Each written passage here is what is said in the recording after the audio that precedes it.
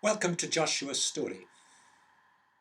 We've now got to the 7th presentation, and in this presentation we're going to be looking at some hard questions that we've got to face up to that arise from the story that we have in the book called Joshua.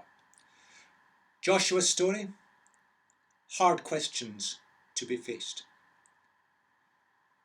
Now this presentation is long, and so I've split it about halfway through. You can take the whole presentation at one sitting if you're comfortable with that, or you may want to have a break halfway through and to think through or discuss the issues before moving on to the second part.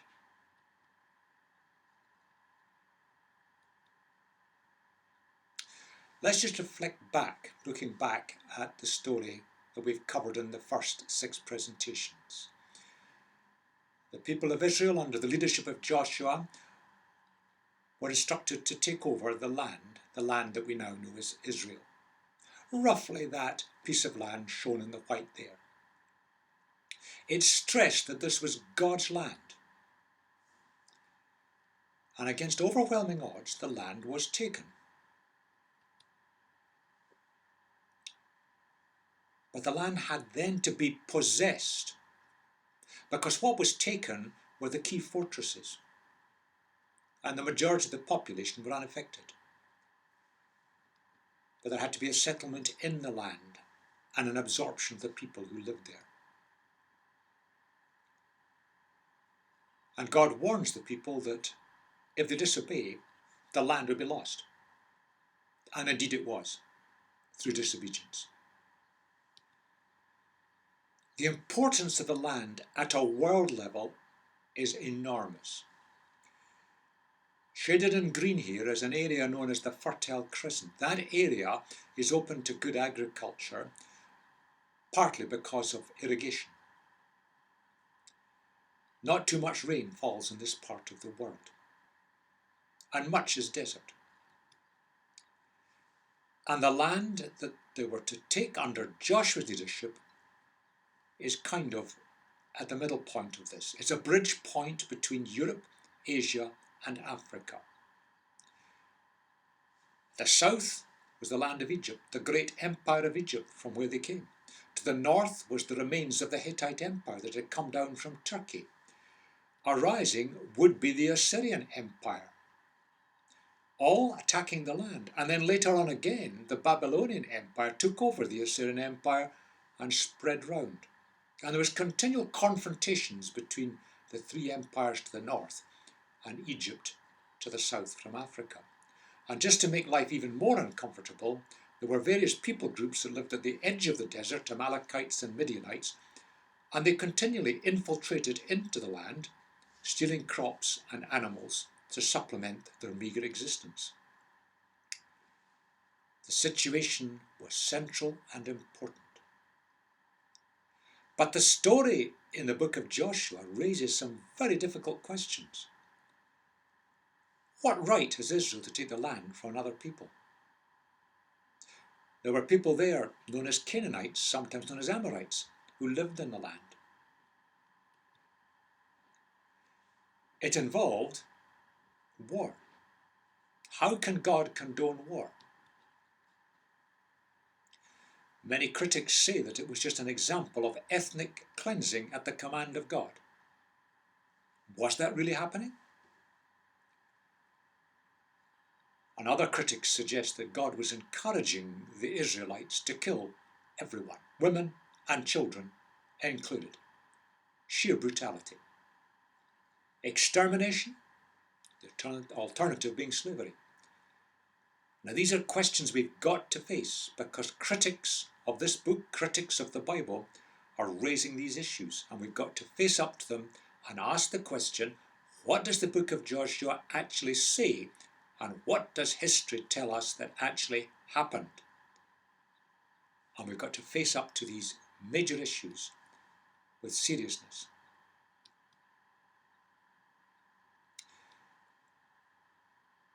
There are many strong critics of the Christian way today. And there are those who look upon the text and argue, often from a very superficial look at it, that this pictures a God who commands killing and who supports ethnic cleansing, that the God of the Old Testament is jealous and gets upset when we don't worship him, and that the book of Joshua specifically shows that religion encourages war and violence. And you've heard it, and I've heard it, the criticism is made that religion is the major source of war and violence throughout the history of the world. Is that true? A hard question to be faced. And one of the problems is that we've not really addressed these criticisms. Our answers are very naive and superficial and can be blown away by the critics very easily. And much of it is because our ideas are based on memories that go back to our children's days in Sunday school. And we haven't really looked seriously at what the text says and what the evidence shows actually happened. Now we need to grasp what the text actually says, and we're going to look at a bit of that. And what really happened, and why did it happen? And then we can begin to see what it means in its context and what its significance is for us today. And hopefully, we can address these hard questions and provide robust answers to them. You may not be familiar with the word paradigm. It's a way of thinking. And I'm going to suggest that through this presentation, we've got to change the gear of our brain. And we've got to think in a fresh way. That too often we've been stuck by ideas that are steeped in our childhood history, and we've never really thought through the issues seriously. Come with me, and let's see if we can make this paradigm shift in our thinking.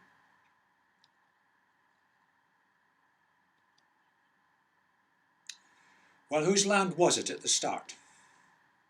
Back to our map. The Hittite Empire spread from Turkey, highly organised and systematic with much to commend it. And it spread south, and it ruled the northern part of the land. But of course there was the Egyptian Empire, which lasted an awful lot longer, and it had come up from the south. So the land that they were to take was ruled by one or other of these two empires. At the time they took it, Egypt was in a dominant position. So whose land was it? The people who lived there were not free. They were under rule of an Egyptian empire, albeit at a distance. And there's clear evidence from the correspondence and communications of the day that this was the situation, with a certain amount of skirmishing between the Hittite Empire in the north and the Egyptian Empire from the south. But by the time of Joshua, the Hittite Empire was beginning to decline. So the people in the land, sometimes called Amorites, they didn't really have freedom anyway. This people group came from what we now call Syria, and they came south into the land around about 2400 BC. And they settled in what is now Iraq. Moving down towards through Iraq, they captured the city of Ur and founded the city as Babylon. And both these cities are famous today. In the southern part of Iraq today, edging into Kuwait. But they also moved south into northern Israel. So they hadn't owned the land originally either. Another group, Canaanites, and sometimes Amorites and Canaanites, are used somewhat loosely and interchangeably. The knowledge of geography in those days wasn't so clear-cut as it is today. But the Canaanite group, there were lots of people groups, and they had come to settle in what became Israel. And they developed agriculture, but they were largely rural groups. They had also moved into the land. And for most of their history, they were ruled at a distance by the Empire of Egypt. They developed little city-states under local rulers, and these are protected by small fortresses.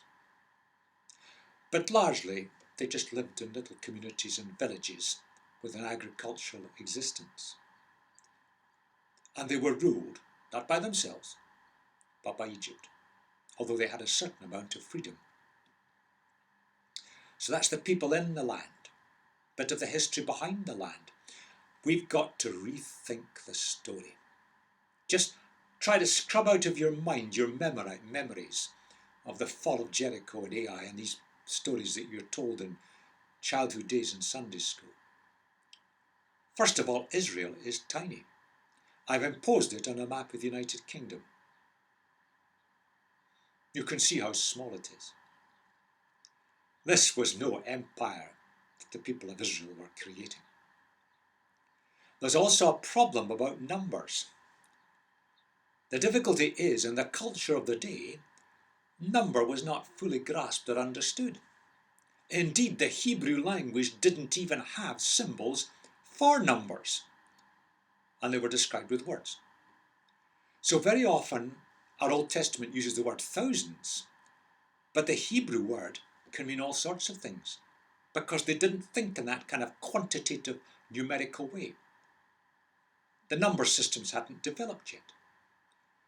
And it often means a tribal grouping or a clan, or in the context of war, it can just be a unit of a small number of men. So if it says 30,000 men, that really means 30 military units. What a unit is, we do not know with certainty, except that it would be small. So 30,000 isn't literally correct. So we've got to rethink the whole story. This was a much smaller scale thing than sometimes we pretend. And the population there, they were not organised in terms of armies.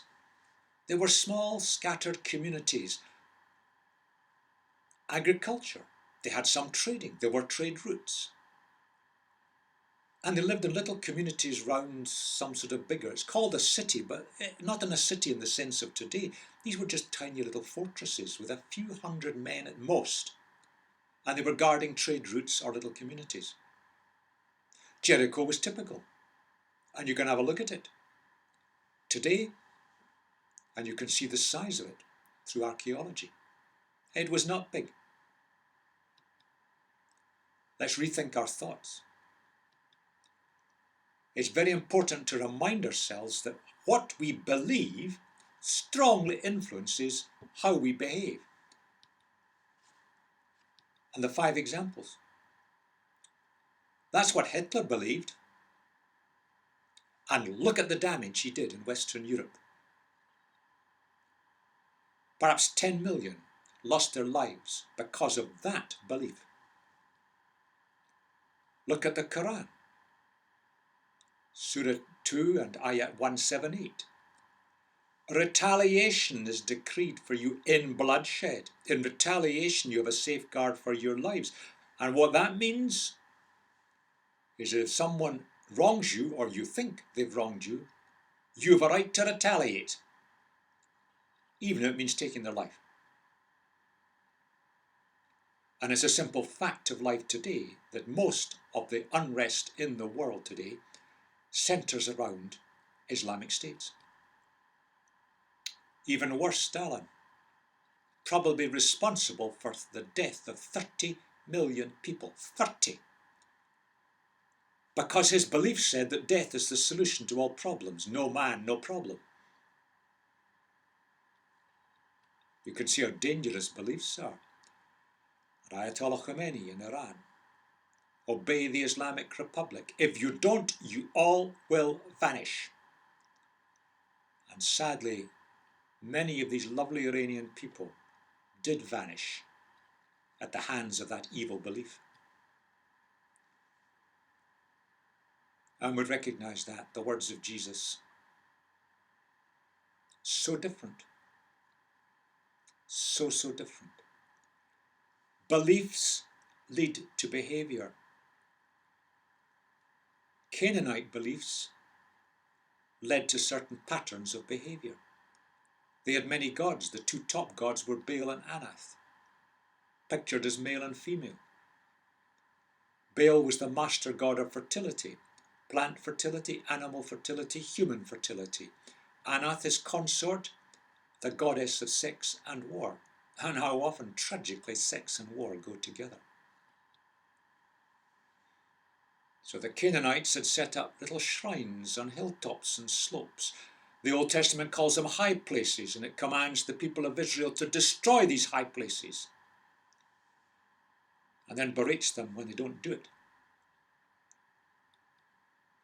Because the Canaanite religion, based on that belief system, that's what it resulted in. They had the belief that the more sex you had with temple prostitutes, the more Baal would have sex with Anath. And the more sex Baal and Anath had, the more rain fell on the land. And the more rain fell on the land, the more likely that there would be a good harvest, the god of fertility.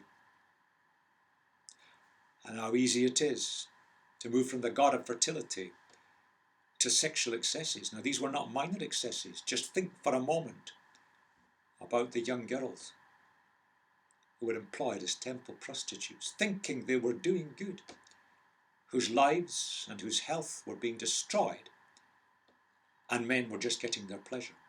What an excuse. And that's what a wrong belief can generate. Looking at their behaviour a bit more, their beliefs and behaviour intertwined here. They had many gods who could virtually justify anything. And all sorts of things were justified. But living in the land, dependent on crops and animals, the idea of fertility was so important, and rainfall was always a problem. Water supplies controlled things. And their lives were surrounded by this temple sex and shrines on hilltops, the high places, and the abuse of people. And this led to all sorts of sexual excesses and perversions. And that's the background as to why the Old Testament condemns numerous sexual activities. They are wrong. They must be rooted out, destroyed. They're destroying people, destroying communities, destroying families, destroying stability. Marriages where the man was being encouraged to go off up to the temple prostitutes as frequently as possible. What does that do to stable relationships? But Anath was the god of sex and war, and brutality was something that was regarded as good.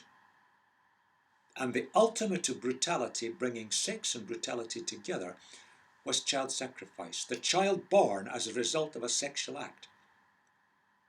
The child taken to the temple and sacrificed by burning in the flames.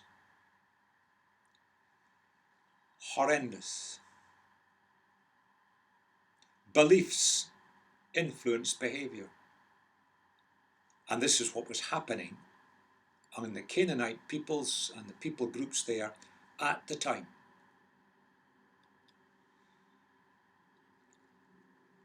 There are some very important principles if you look at the history of the world. Cultures and societies tend to get corrupt and eventually become so wicked that they implode upon themselves and fall apart, and they're taken over by some threatening culture around. The history of empires collapsing and being replaced by other empires in the history of the world, it's again and again and again. And I sometimes wonder if Europe today is corrupting itself. And the same thing will happen to Western Europe and our culture. Throughout the world, in all sorts of cultures and society, it is an amazing observation. There's a lot of agreement across cultures about what's right and what's wrong. You only have to reflect this and look, okay, it's not perfect, but there's a lot of agreement about certain moral standards. Now, two very famous people have observed this. Immanuel Kant, one of the greatest philosophers of all time, a long time ago, said that two things fill the mind with ever new and increasing admiration and awe. The oftener and more steadily we reflect on them. And the two things are the starry heavens above, the wonders of space. Now, he didn't understand it at that time, but he could appreciate its grandeur and majesty, and the moral law within. Kant, the philosopher, could see within people that there was some sort of inbuilt moral standards. Tragically, in societies, these are often lost and become corrupt. And a little bit more recently, but still in the past, the great philosopher theologian C.S. Lewis, he spoke, and this is in my words, or the words of commentators, he spoke about the natural law of morality, saying the same thing. And in his studies of other cultures, he noted a remarkable consistency about what was right and wrong. He noted it can often go off in misguided directions. But the moral code is built into human beings. But when a culture and society rejects it and moves away from it, the culture and society is ready to collapse and implode and be taken over. What God wants is to reverse this degradation process. But when the moral and ethical behaviour of a society disintegrates, God wants to reverse that and to help human beings to get back onto a better way. But if humans are determined, eventually there's a point of no return. And only God knows when that's going to happen. And that society will not survive. And there's cultures and societies in the history of the world that are no longer. Because they went so far, they imploded. And they were taken over by a threatening culture.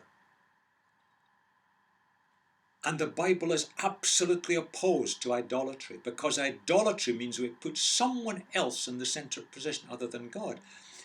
And if we do that, our belief system is altered, and our behaviour is at risk of falling apart. Simply because in our behaviour, we reflect the morality of what we worship. Remember the opinions of Hitler, Ayatollah Khomeini, the Quran? You could go on. Stalin, Mao Zedong. And look at what the damage they caused. Because societies will follow the morality of what they worship. What's the important principle that underpins their culture? And God knows this, and He wants the best for us. These are important principles. You can see them from an historical perspective, a theological perspective, a sociological perspective, even a psychological perspective. But in the Old Testament, they're seen from a spiritual perspective, just as valid.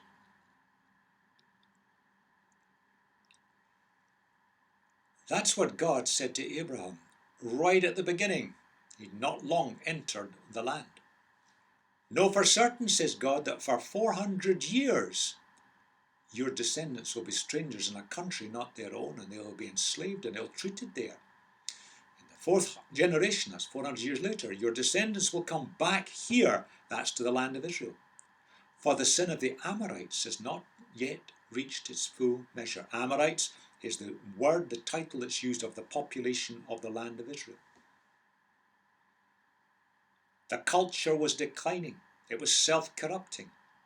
And God knew that it would self-corrupt totally into the most terrible evil. But Abraham's descendants would have to wait until the timing was right.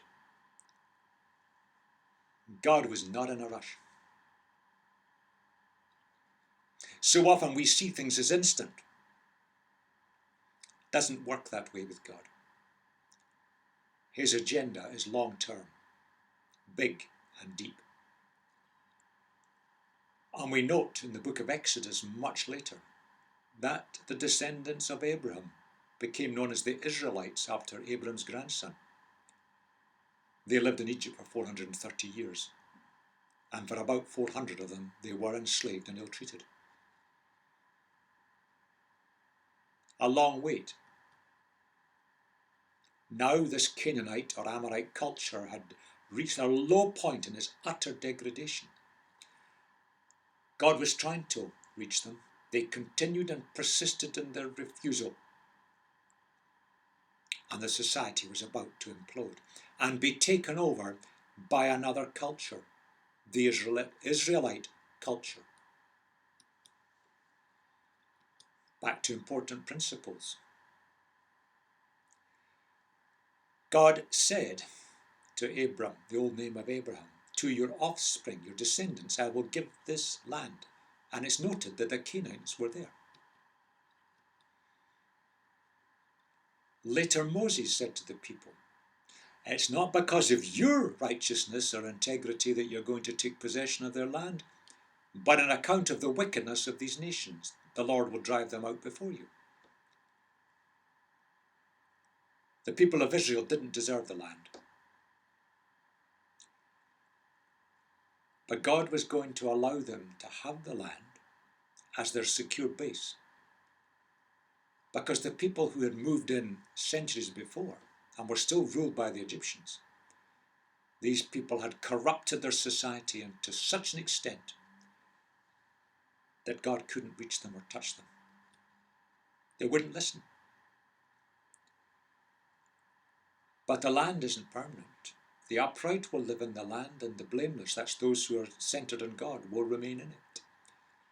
But the wicked will be cut off from the land, and the unfaithful will be torn from it. The land was given on condition. And the descendants of the Israelites failed the conditions, and they lost the land when the Babylonians flattened it, following the Assyrian flattening of the north. And they finally lost the land in AD 70, when the Romans wiped it out and smashed it to bits. All these years before, God had said to Abram, I will make you a great nation. His descendants did become and are still a great nation, and I will bless you. But the interesting thing is this, and all peoples on earth will be blessed through you. Now we just have to stop and think about what has come to the world through the Jewish people, the descendants of Abraham. Think of the legal principles that underpin large chunks of the world based on the Ten Commandments. That's just one example. Peoples on the earth were blessed and have been blessed through what God had done through the Israelite nation all these centuries ago. I have raised you up for this purpose, that I might show you my power, and that my name might be proclaimed in all the earth. Name means reputation. God's reputation, God's nature, who God is and what he does, through the descendants of Israel, to be made known in all the earth. That's God's plan. And the land was the base for this to happen. And we can see it eventually happening in the world of Jesus. And secondly, I will also make you a light for the Gentiles. Now, the word Gentiles is just the word meaning non-Jews. That my salvation, my rescue is a better translation, may reach to the ends of the earth. God is on the side of humanity. He wants to bless humanity. And the great way he did it was to bless one tiny people group, that through them he might touch and bless the nations of the world. And the land was the base for that. But the land can be lost. God said much later, if you, and the world is plural, you or your descendants turn away from me and go off to serve other gods and worship them, then I will cut off Israel from the land I have given them. Israel then become a byword and object of ridicule among all the peoples. Look back at history and you can see that has actually happened many times. They lost the land. Because when you start to worship someone else, then it influences your behavior, and you're no longer reflecting the behavior that God wants for humanity. And he wants it for humanity because it's the best for humanity. Because God is on our side. He only has the best for us. And that prediction and warning has sadly come so true. There's our land again. All land, the whole world belongs to God. He made it. And God gave this particular tiny piece of land to a tiny people group as a resource, as a base to reach out and influence the nations around with their understanding of the God who made the universe. And it gave peace, prosperity to the people. It's a God-given gift. Interestingly, the land, when it was allocated, was to families and not individuals. Our Western individualistic, capitalistic kind of view is not supported by the Old Testament. That's not the way the land was organised. And the idea of accumulating land and wealth was reversed by Jubilee plans, where things had to revert back to previous owners every 50 years. The idea of the rich getting richer and accumulating more and more, and the poor getting poorer and getting less and less, that ran counter to what the Old Testament actually teaches. Now, there's an interesting thought if we started to look at our Western societies today. But the people only had the land if they stuck by God. Because if they stuck by God, then their belief would lead to behaviour that reflected the nature of God, and therefore they could positively influence the world around. If they gave that up, there's no point in their having an existence. And when they went after other gods and other belief systems, they were just denying God's ownership of the land and going their own way. And they were now passing around practices and behaviour that did not help humanity and that were sometimes positively evil. And that meant loss of the land. Now, these are the principles behind us when we look at what Joshua actually did.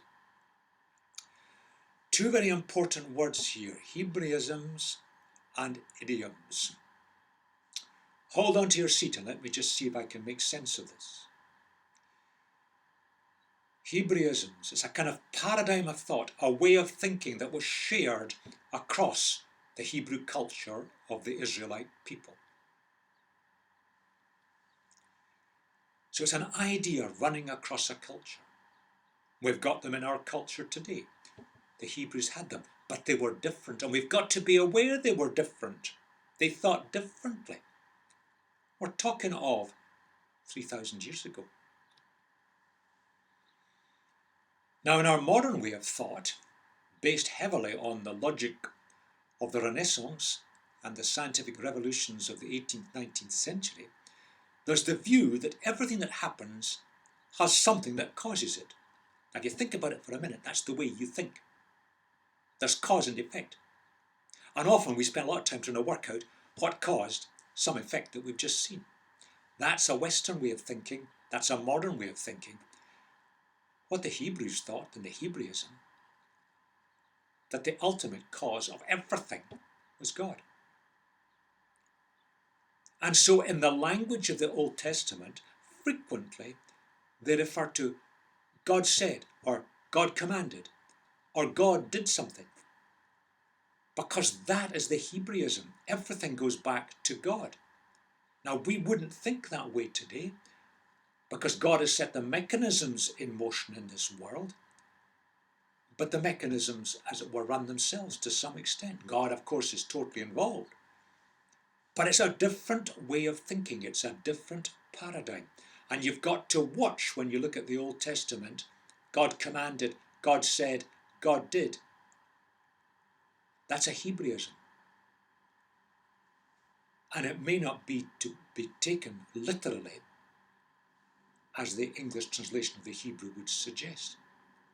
So let's be a little bit cautious. We're talking about a culture and a way of thinking that goes back a long way. And we've got to stand back from our Western modern mindsets and try and get a grasp of how they would have seen it. The modern and the Hebrew need to be thought through. And many, many people have studied this. It's well documented and well known. Let's look at idioms. An idiom is just the use of language to convey an idea, and the words don't mean literally what the words say. They're conveying an idea. It's a kind of figurative use of language. It's having a picture or a symbolism. Now there's a modern one. We speak about driving someone up a wall. Now, we haven't literally driven them up a wall. Or getting in someone's hair. Now, you haven't literally got in someone's hair. But we know in our modern language what these phrases and sentences mean. We've driven someone crazy. Or we're getting in the way of somebody all the time, interfering. Now, there are Hebrew idioms. So when it talks about killing men and women and children, I've just picked men and women here, that doesn't mean everyone, and it's nothing to do with gender. That means just everyone who was there. Everyone in that community or in that army or in that group. And there may be no women there. It just means humans. All the humans who were there, not all the humans in total. That's an idiom. And we've got to be very careful that we look and understand Hebrew idioms. We're talking about a language of over 3,000 years ago. Cultures change, idioms change, paradigms of thought change. Suspend our Western mental faculties and look closely at this. Again, scholars have unravelled this in great detail. It's well documented. It's all there to help us. It's not complicated.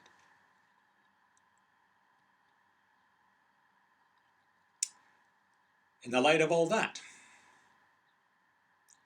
we've been through in the first 6 presentations the actual story in the book of Joshua. Now, what actually happened? That's what happened. The battles involved key fortresses. They were captured, they were destroyed. And those manning these fortresses were killed. They were soldiers. And the numbers involved were not large because we've misunderstood the use of number in the Hebrew language. And there were not a lot of them. And when Joshua wiped out and destroyed the land with a pretty small Israelite army, that's what he did. He wasn't after the people of the land. It calls them cities, but in fact they were fortresses, as archaeology shows. They were manned by soldiers and support people. The normal, ordinary people, the agricultural people who lived on the land and traded and had crops and animals, they weren't involved in this. And the wider population was not wiped out. And there was no ethnic cleansing. Not only does a careful look at the book of Joshua make that clear, but archaeology and historical references confirm it completely. It's totally supported. You get again and again instructions to wipe out some group, and Joshua and his army wiped out the group, and yet a few pages later in the Old Testament, the group is still there. Because what was wiped out was some fortress, some group of soldiers who were attacking the Israelites or resisting. And the wider population was not wiped out. And the accusations that Joshua was involved in ethnic cleansing are simply not supported by the evidence from the Old Testament, and that evidence is completely confirmed by those who've been involved in archaeology and those who've got hold of very ancient documents, many of them Egyptian, which show what actually happened. It's not, as it were, what we were taught in our Sunday school days. How do we know this? Yes, because Canaanite groups existed on in the land. They were still there in the days of Jesus. In the north of the country, a Canaanite woman came to him for help. If the Canaanites had been wiped out, where did she come from? And many were absorbed into the Jewish nation. History shows that. Archaeology confirms it. And it fits the Old Testament. We look at it with a Western mindset, and we forget we're looking at a book written in a different language, in a different culture, and we misunderstand. And a lot of the criticisms that are thrown at the Old Testament, particularly by the very strong humanist groups that have evolved in recent years, are based on utter naivety of what the text actually says and what history shows happened. Let me illustrate this. There's the instruction to wipe out these 7 people groups called nations, and we get the impression of nations. No, they were just little groups. You must destroy them totally. It's given us an instruction from God. Remember, God is seen as the cause of every effect. No treaties, no mercy. And then suddenly it says, don't intermarry with them. If you totally destroy them, how can marriage become a possibility? Because that's what they're supposed to do. This is what you are to do to them. It explains it.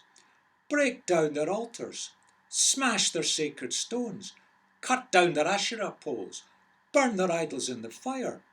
That was the instructions given to Moses before Joshua led the army in. That's not the destruction of a people. That's not ethnic cleansing. That's the destruction of an evil religious system that was causing so much damage to people. The phrase there means total destruction, and people then have ripped that out and said, so it's ethnic cleansing. It cannot be.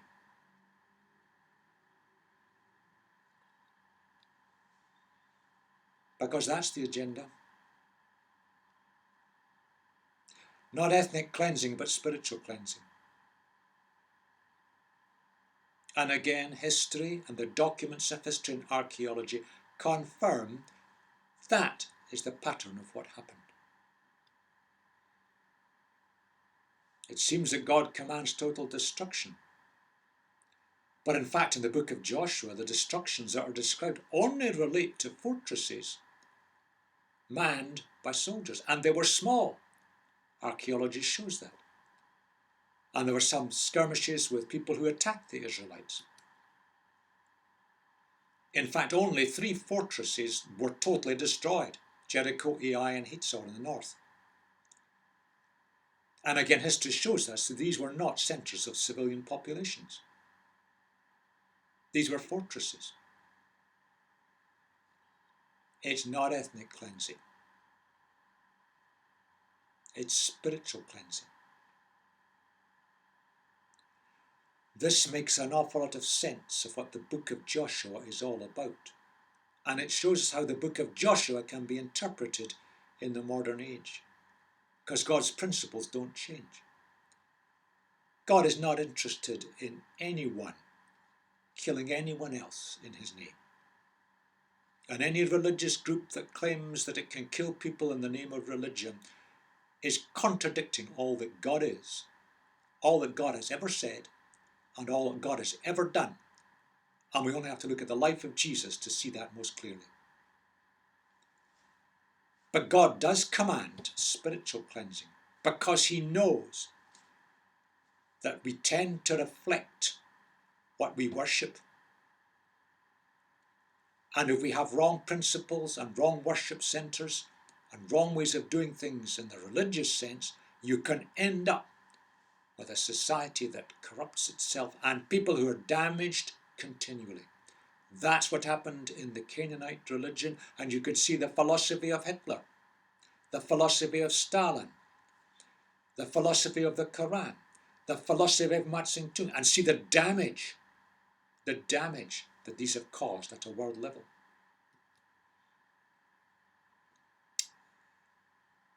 We have an interesting contradiction.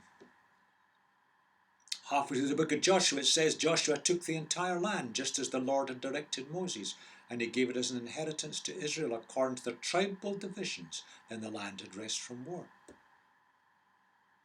But a few chapters later, Joshua says to the Israelites, how long will you wait before you begin to take possession of the land? that the Lord, the God of your ancestors, has given you. It makes complete sense. What Joshua did, and look at the text and it's quite clear, with a small group of his men, badly armed by comparison, he took the key fortresses and destroyed them. And then the people were settled in the land and instructed to take over the land, to destroy the religious sites of the Canaanites, and to bring the worship of the true God central.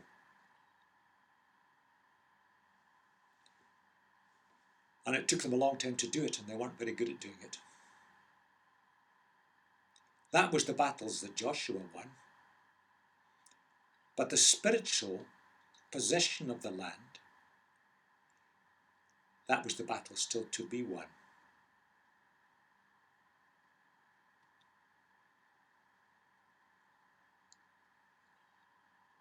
And these two things are very, very different.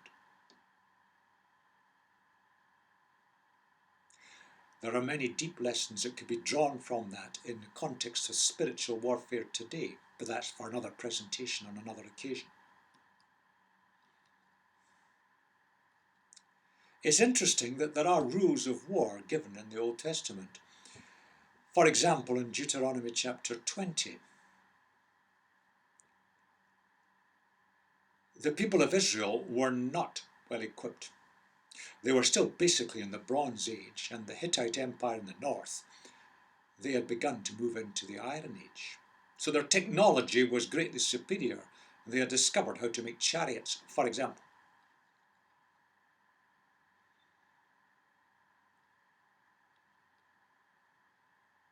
The war is essentially spiritual, not physical. And again, you need to look at that to see what it's saying. And in no way were the Jewish men just told they had to join the army. It was a volunteer, and it required total commitment.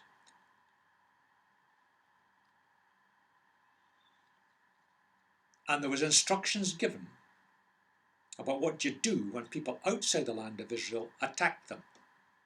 Now that's different from the book of Joshua. Attacking from outside, try to make peace. And only take them on if that offer of peace is rejected. And only men are to be killed, soldiers. But the war that relates to taking over the land, that is the Joshua story. Again, there are clear instructions given in Deuteronomy 20. Total destruction of the fortresses and the armed resistance. There weren't a lot of them. There weren't large numbers of men involved. It is not ethnic cleansing. A total destruction of all religious sites and artifacts. Because remember, what you believe influences and often controls how we behave. And a very practical thing. Look after the land. Provides the food and survival.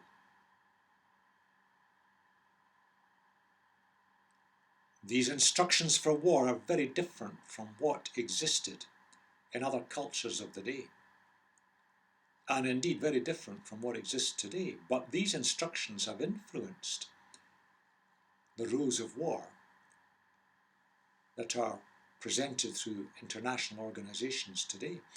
The Old Testament gives further directions. The Israelite people weren't allowed a standing army. It was not to be professional. No dependence on weapons or training or professional things. Volunteers, committed people. There was to be no taking of personal plunder. Oh, how often war has been presented as attractive because the soldiers can take as much plunder as they like.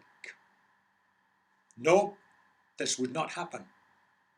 There was to be no rape of captured women. Deuteronomy 21 makes it very specifically clear how captured women were to be treated and the conditions under which they could be married.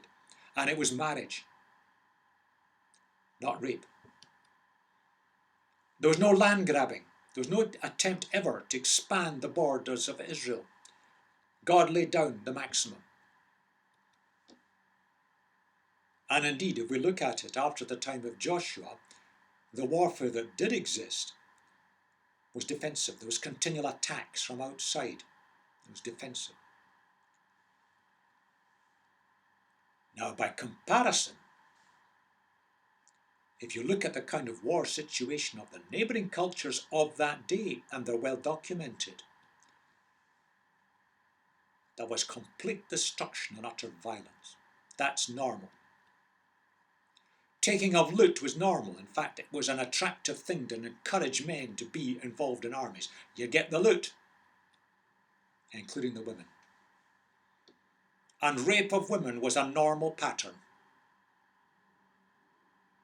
including young girls, basically children. And the physical mutilation of a population that had been conquered was typical. Utterly to be humiliated, brought down low. All of this stands in stark contradiction to what Joshua did.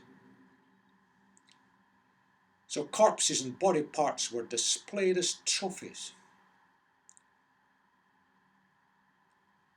That didn't happen, and you can look at clear instructions in Joshua and the stories of the Old Testament to see how people who had been executed, their bodies were cut down and they were buried. Not used as trophies. And this is horrendous. This is typical. Live victims were flayed and torn apart to death. They were impaled on poles, still alive, to die. Eyes were gouged out. Hot piece of wood taken out of a fire and plunged into the eyes of a victim, screaming in agony. The cutting off of body parts like ears and limbs, and the display of heads and of dead bodies. That was the pattern of the day. And we only have to look at what the Old Testament teaches and to look at what Joshua did to see a stark contrast. We're talking about over 3,000 years ago. But some of this, tragically, still happens today. You look at biblical text and the modern archaeology, you can see the destruction of the key fortresses. You can see a population being absorbed, a destruction of Canaanite culture. The aim being that this evil Canaanite religion would be destroyed totally, once and for all, because the Canaanite religion honoured brutality and abused sex to the point where women were treated quite atrociously.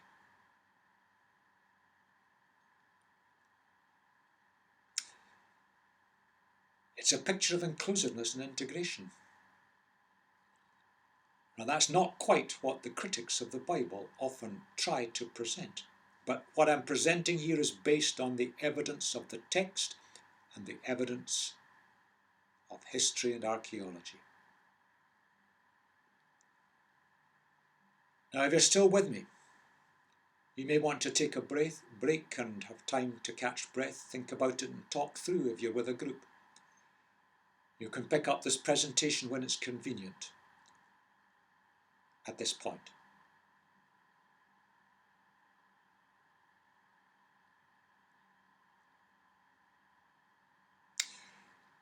Welcome back. I hope you've recovered from the first part of this presentation and its gory details. I want to focus a bit further on the idea of total destruction. Hebrew word, sometimes C-H-E-R-E-M, because spelling is not the same in Hebrew and English. Cherem, perhaps is how it might be pronounced. The word means total destruction.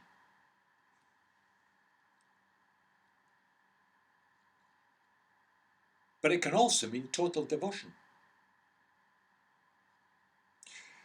Let's unpack this word a bit further.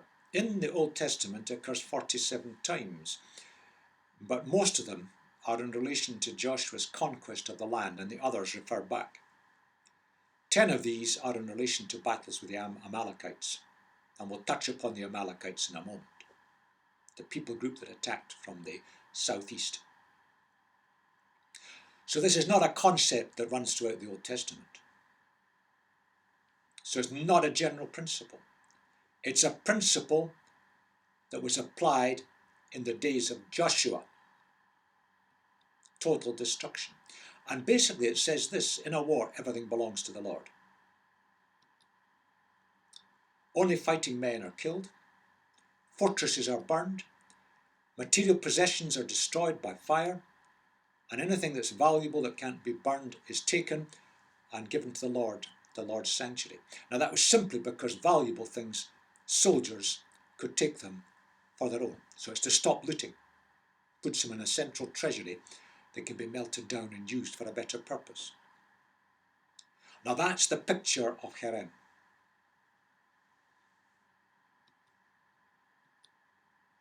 Let's look at it in the context of the Amalekites. Again and again, total destruction of the Amalekites appears to be commanded and appears to have been carried out, but they keep reappearing because it only applies to little groups of soldiers who were attacking, and God said, get rid of them, defeat them. And you find them as a way back in the book of Exodus when they were in the desert and Joshua defeated them.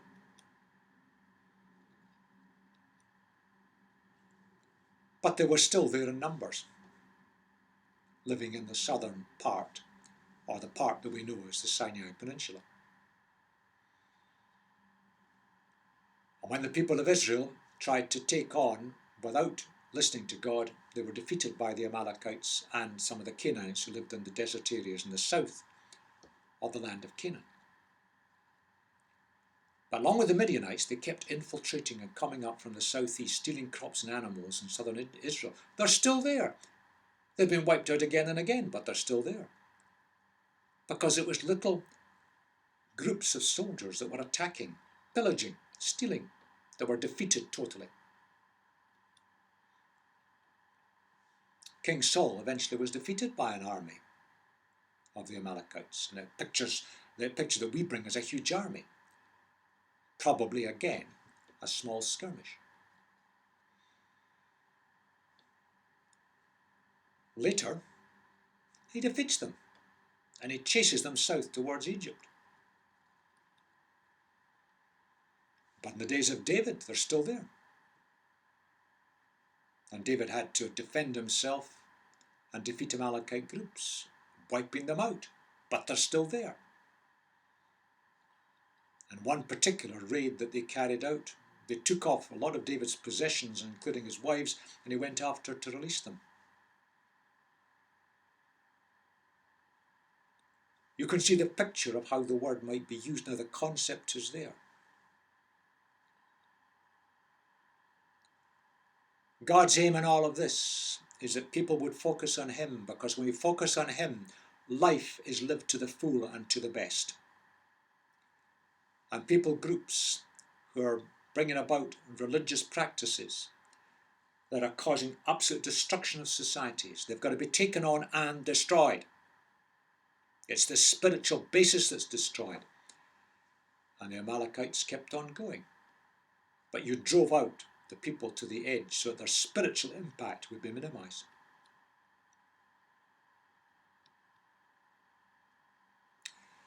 Now I hinted upon the fact that numbers causes a problem. We've probably all heard all sorts of wild statements about the numbers that Moses led through the desert and Joshua took into the land. And then we think about, wait a minute, how could that number ever have arisen from 70 people who went to Egypt 400 years before? It's possible, but it's a very rapid breeding rate. But how could the land have contained all these people, plus the Canaanites who were left over? Now we've got to be very cautious about the use of number. The Hebrew word is there, and often in our Bibles translated as 1,000. But it can mean many things. A unit, a clan, a squad. And these words don't have number specification, because the concept of number, mathematically, as we know it today, did not exist in those days. They didn't have the means of counting. They had no number system. So let's be very cautious how we translate numbers. And that has misled us into thinking this was some huge war with millions involved in it. That's not true. And we can see in a moment why it could never be true. If you look at, for example, Jericho, the fortress, which archaeologists have uncovered today, it's a small but a very key army fortress. And the numbers who could have been based there, probably only a few hundred soldiers. Now there'd be support people like Rahab running an inn, providing food for them. Now this was tiny, but it was strategically vitally important, as was Ai and Hatzor in the north. Critical fortresses, but they were small. And again, we get misled by numbers. Let's look at just very quickly a number of quotations from the book of Joshua. About 40,000 armed for battle crossed over before the Lord to the plains of Jericho for war. Chapter 7, when they returned to Joshua, said, "Not all the army will have to go up against Ai. Send 2,000 or 3,000 to take it. Do not weary the whole army, for only a few people live there." So Joshua and the whole army moved out to attack Ai. He chose 30,000 of his best fighting men, sent them out at night. Joshua had taken about 5,000 men and sent them in ambush between Bethel and Ai to the west of the city. And then this looks strange. With him they sent 10 of the chief men, one from each of the tribes of Israel, each of the head of a family division among the Israelite clans. It's the same word, clans. And then Reuben, Gad, and the half-tribe of Manasseh replied to the heads of the clans. Same word, clans of Israel. You see, our translation has put it that way, which fundamentally goes back to the translations of the early 16th and late 15th century, particularly the Geneva Bible. Now, these were the best attempts of translators, but it's the same word in the Hebrew. Suppose we just change it slightly. Units or clans instead of thousands.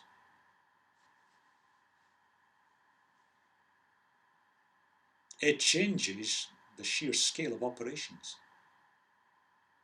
I don't know what a unit is, but just a handful of men. So we're talking in terms of hundreds, not tens of thousands. Now that fits the evidence from other sources, and it fits the archaeological evidence very much better. In the book of Numbers, 2 censuses were taken. That's why the book is called the book of Numbers, because the first one occurs in chapter 1. And it's recorded, if you look at your Bible, that the tribe of Reuben had 46,500 men in it. Now, if you add up all the tribes, then the total male able-bodied population, because it's defined as age 20 and over, in other words, people who could fight, it would amount to over 600,000. And that might suggest that the population there was 2 million, maybe more.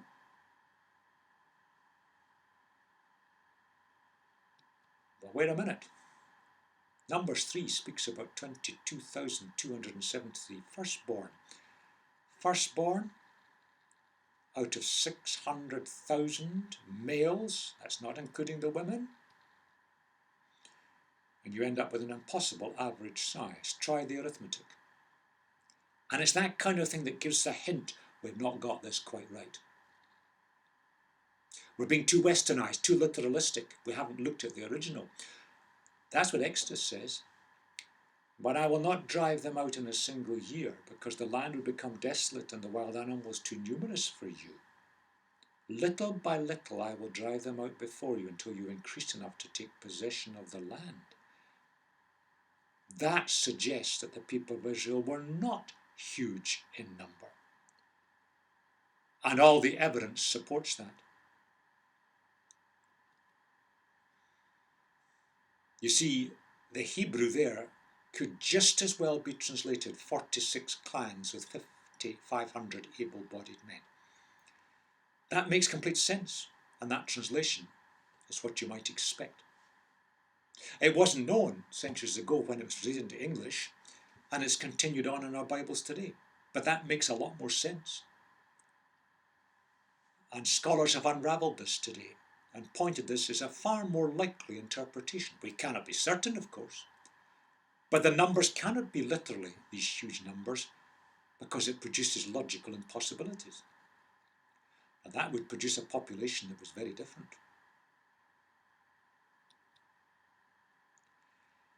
On 3 occasions, Moses or Joshua addressed all the people. You can find them in Deuteronomy 29:31 and Joshua 24. I just stop for a minute and think about this. They must have had stupendously powerful voices if the population was between 2 and 4 million. There were no microphones in those days. You see, all the evidence fits together. If you take the amphitheatre in Shechem, and it's described there where Joshua addressed the people, it was a national amphitheatre where somebody could address a population, or at least representatives of a population, between 20 and 50,000. But the idea of Moses addressing all the people, or Joshua addressing all the people when all the people was 2 million or more, that's a logical impossibility. You see, all the evidence fits together to make sense of numbers, and it alters the way we look at Joshua from a massive campaign to something that was very different, puts a different emphasis on the whole thing. Let's bring it together. We refer to this word cherem, and sometimes it refers to all or young and old men and women, but it's an idiom. And it's applied to fortresses and their defenders, soldiers. That's it. This is not ethnic cleansing. Populations were not exterminated, as archaeology and historical documented records show absolutely clearly. And it's in the Old Testament as well. Annihilation was not a reality. People were absorbed. Now we can mention Rahab from Jericho. But there are many, many other references in the Old Testament to people who are now part of Israel, and it's identified their original origin. And the driving out didn't imply killing of non-combatants. Only the rulers, the key fortresses and religious centres were to be totally destroyed. They were only in part. Now, some of the Canaanites were subjected to forced labour. That's recorded. Now, it's difficult to justify that. But it does show that they were not exterminated. This was not ethnic cleansing. And all the evidence shows an infiltration, assimilation. Eventually, the Israelite religious dominance took over. This transformed the whole spiritual world, and it changed the behaviour of people. And no longer were people being exploited as badly as they were in the past, although eventually the Israelite nation slipped back into it. That's what the story is all about. And indeed, if you look at what Joshua did and the teaching of the Old Testament, and look at the documentation of warfare in the near Middle East at that time, they are in stark contrast. And nowhere in the Bible does it suggest that the story of Joshua is a model. There is no sense of a holy war. We've carried that in from outside. There is no sense of extermination of opponents. That did not occur. And indeed, in the history of the land of Israel, the warfare was mostly defensive from then on. This is not to suggest that everything that was done was right and proper and good. But we've got to look at the reality of what the book of Joshua says, what the Old Testament teaches, and it is confirmed by history and archaeology.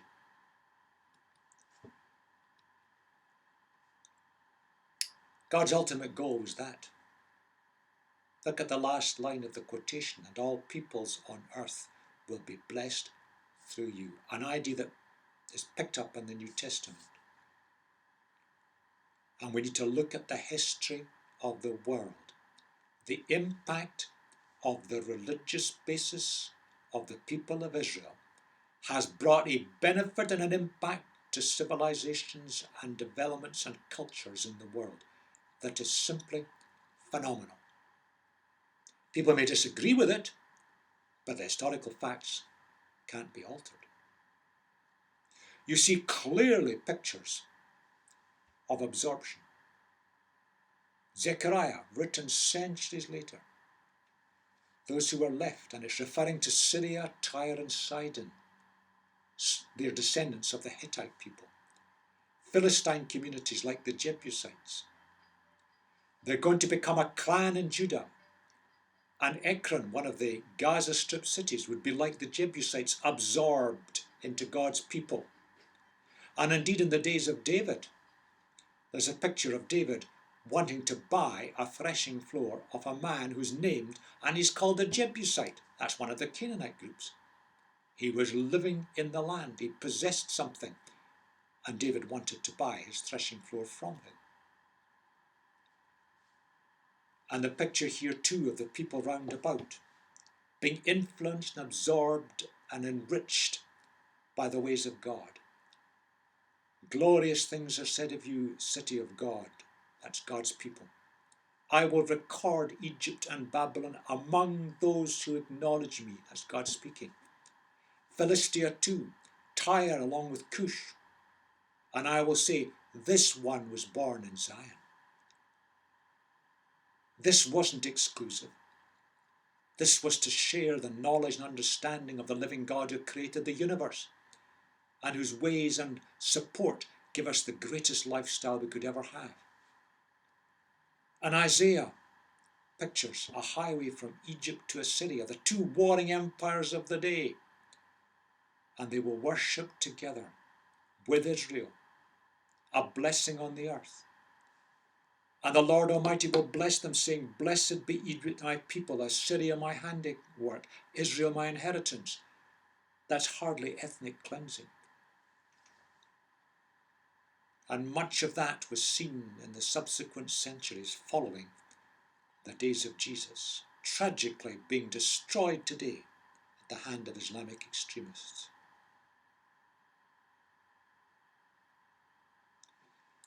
That's the wider picture of God's plan. There are those who criticize religion and say, better without religion, it just brings violence. Well, the facts are that religion so often generates an in-group. We've got it, we're right, all the rest are wrong. And sooner or later that arrogance will generate imposition on others, which may lead to violence. And you can see that in the world today. Buddhists oppress Muslims and Christians. Hindus in some areas of India are seeking to wipe out the Christian population. We're right, we've got it. We can use violence to get our way. But more commonly, the brutality that the Islamic world is expressing towards other religious groups, where many groups will just be executed, but Christians and Jews will be driven out under punitive conditions, violence. That's historical facts, and tragically it still happens today, but put it into perspective. If you take non-religious philosophies and look historically at the world, compared to what religion has done, they have done far, far, far worse. Mao Zedong in China, Stalin in Russia, Idi Amin in Uganda, Hitler in Europe. I could go on. You just count the number of lives that have been blighted, destroyed, murdered, executed and died. It multiplies many times anything that religion has ever done. So we've got to put it into perspective. Religion has done a lot of damage. But the absence of religion does even worse. But in the Bible, God never commands violence as a way to pursue his aims. Let me repeat that. He never commands violence as a way to pursue his aims. Look at the teaching of Jesus. He brought it all together. That's what he said. My kingdom is not of this world.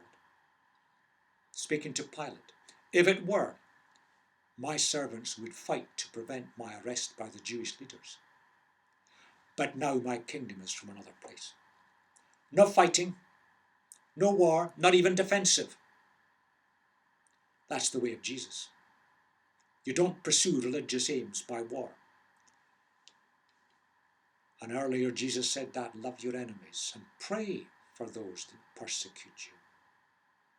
And Christians today are indeed praying for others who are persecuting them brutally and ruthlessly. You will see it in the prisons of China, Vietnam. You will see it in Burma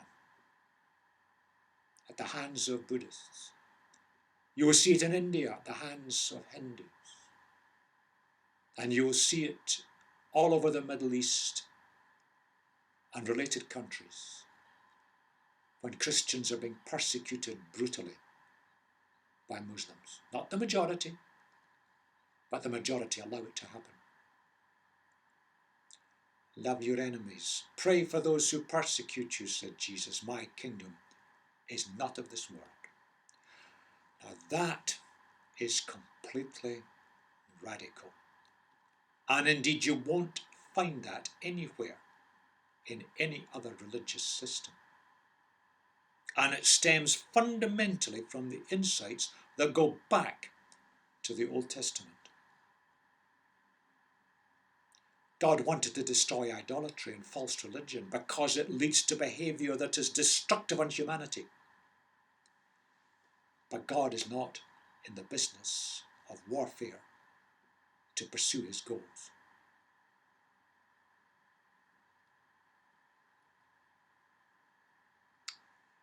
Looking at crusade and jihad, because these are so often presented in our Western media as equivalent. The crusades of 1,000 years ago approximately, and the jihad of the Islamic world. The crusades were a disaster, but they only lasted 200 years. Jihad is permanent teaching.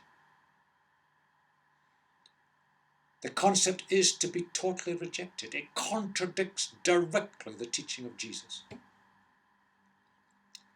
Jihad is taught in the Quran, and the word has always been used in an essentially violent sense, although many, many lovely moderate Muslims will see it in a spiritual and personal sense. The crusade concept only arose 1,000 years after Jesus, but the jihad concept is right from the beginning. And it goes on, and it's being perpetrated as I speak this in Syria and Iraq today. But we have to remember that crusades arose to get back lands which the Muslims had forcibly taken from Christians. That doesn't justify it, but let's put it in context. But jihad took the lands which were formerly Christian by force of arms. These are just facts of history. But Jesus specifically taught against any violence. We've just seen the references. Whereas in the Quran, Muhammad laid down the role and nature of violence, which was to be employed by his followers. And if we look at it historically, there have been some terrible exceptions. But much has been spread by non-violent means. And there have been some quite grim exceptions to that, historically, going back. But Islam has largely spread by violent means, historically. So we've got to put it into a kind of context. There is no place for violence, and when religion resorts to violence or abuse of anybody, it's got it wrong. Any religion. But let's remember, belief systems lead to behaviour.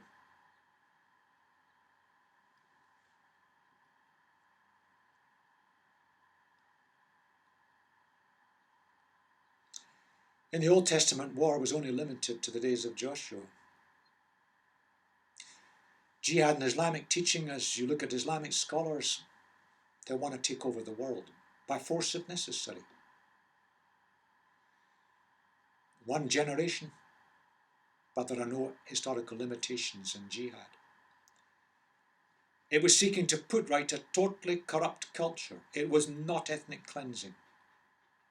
And it's even delayed 400 years. But jihad involves the conversion or subjection of non-Muslims.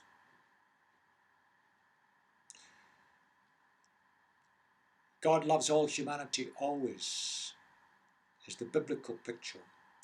The Islamic picture is very clear from the Quran. God only loves those who obey him. He doesn't love the others. That's a stark difference. God wants the best for humanity. The Quran's emphasis is very much on the sheer will of God. He'll command whatever he wishes. There's a long-term goal in the Old Testament. God's kingdom is taught in the Old Testament extensively. It isn't a New Testament invention. But in the New Testament sense, humans choose to follow Jesus. The Islamic picture is the conquest of the entire world. And bring it under Islamic rule, and you can use force if you need to. And nowhere in the Old Testament does it present the book of Joshua as normative. But the Quran presents war against all non-Muslims as normative. Now, looking at that picture there, most moderate Muslims, the majority of the Islamic world, would just contradict me in what I've said. But they have to face up to the fact that what I've said there is supported by the events of history and the specific teachings of the Quran as interpreted by Islamic scholars today. These are not my opinions.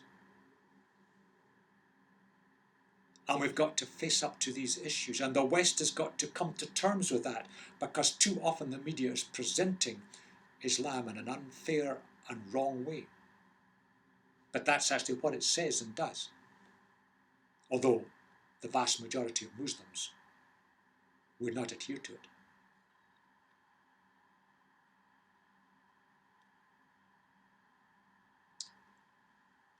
God's protection on people. There's a terribly tragic picture in the book of Ezekiel, where Ezekiel sees in his mind the glory of the Lord departing from over the threshold of the temple, and it stops above the cherubim, the angels. Glory is that which can be seen by the senses. God was moving out of the temple in Jerusalem. There comes a point when people rebel against God so completely that God just moves out. He can do no more with them. They've gone their own way and he allows them to go their own way. The consequences are horrendous. Lamentations picks it up like that. It's as if God, because he's moved out, the protection's gone and he's like an enemy. And the suffering is horrendous. Here's a picture of the God who protects. God is within her, the holy place. She will not fall. God will help her at break of day. The world all round's a mess. The nations are in uproar. Kingdoms fall. But God lifts his voice. The earth melts. The Lord Almighty is with us. The God of Jacob is our fortress. God protects his people. But when we reject God continually, the protection, the glory of the Lord starts to go. I put this up as a warning to Western Europe. The people of God have so often gone their own way and rejected the ways of the Lord. We've compromised. And our cultures and societies are beginning to go into meltdown.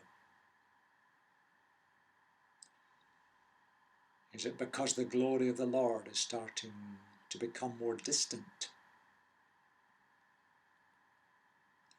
Jesus saw that when he was standing over Jerusalem. He's speaking about the people. You who kill the prophets and stone those sent to you, how often I have longed to gather your children together, as a hen gathers her chicks under her wings, and you were not willing. Look, your house is left to you desolate. Prophetic picture. When people reject God continuously.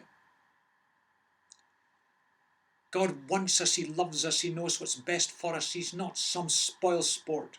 God is a God of love, compassion and graciousness. But when we continually reject, his glory departs, his protection moves away, and look, your house is left to you desolate. 40 years later, the Romans flattened the land of Judah. The temple was destroyed block by block and flattened, and it's still that way today. Nothing is left but the foundations. It's left to you desolate because you continually reject. I can't do anything with you. You won't respond to me. And God moves away. God's protection moves away. This happens to cultures throughout the world. It happens to people throughout the world. And it can happen to God's own people. It can happen to the people of God today. It is happening tragically. And God's protection moves out. Because you see, when God's there, his presence provides provision and protection. But when we reject him, it's gone. Doesn't happen overnight. But he withdraws. He's not wanted. And as a challenge to us today, let's put our house in order before it's too late. God just wants to look after us. He wants to make our lives rich and full and glorious. But we prefer to do it our own way. And the choice is there. The Canaanites had the choice. But they wouldn't compromise. They wouldn't give in. They wanted their own way. And they went on wanting their own way. They were a thorn in the flesh to the Israelite people for centuries, before eventually they disappeared.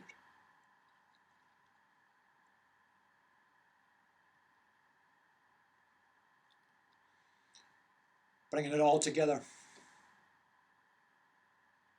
Very important principle there. The land wasn't owned by the Canaanites. They happened to live there. But they were battled over by the Egyptians and the Hittites before. But they'd gone to gross evil.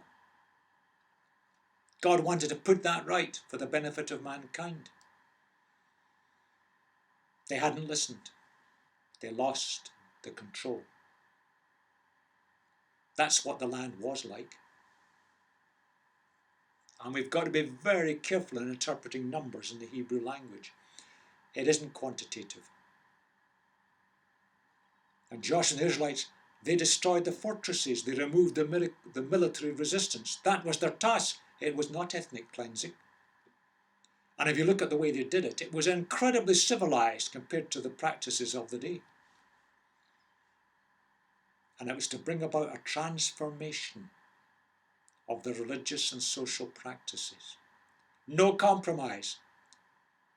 You can't compromise with religious practices that are simply belief systems that are wrong because they lead to cultural behaviour that damages lives. And that's what history and archaeology show actually happened. And eventually the people of Israel were in a state, not a good state, but in a state where God could send his son to be part of his people. That's why idolatry is rigorously condemned, because idolatry leads to a false belief system, and we start to reflect in our behaviour what we're worshipping. Think of Hitler. Think of Stalin. And that's always true of cultures. You can look at that historically, sociologically, but there's a spiritual basis for it too. And Joshua's stories is not a model. There is no holy war. There is no extermination.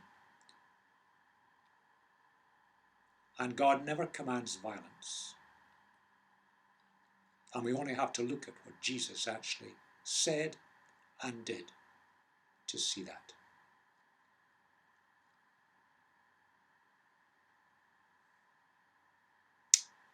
Perhaps we got our heads stuck in the sand of memories. Perhaps we've taken things so literally with regard to numbers and wars and words like cities, which mean fortresses. This is not easy to scrub these out of our brains and our minds, because that is so often wrong. It raises questions about whether these things should be taught to children in the way we have traditionally done so. Let's wipe it out. Let's look at what the book actually says and what the evidence supports. Not a westernized interpretation. And I hope in this presentation I've given you some insights into that, which will help you in your thinking. Help you in the way you can put arguments up against those who are critical and take things forward. We had a lot of hard questions at the beginning. Nobody has the right to take the land from other people, but the people didn't own the land. It was Egyptian. And they went on, the majority, to live on. God does not condone war. Look at how Joshua actually carried it out. There was no ethnic cleansing. Key fortresses and resistance points were destroyed. That was all that happened. Women and children were not killed. That is an idiom. And you only have to look at the subsequent passage to see they're still there. God does not approve of extermination or slavery. There are hard questions that have arisen from our study in the book of Joshua, but I hope I've given you some evidence to show some answers to these hard questions. And I encourage you to go on reading, thinking and pondering and studying what Joshua actually says and gaining new insights into what actually happened and how God does work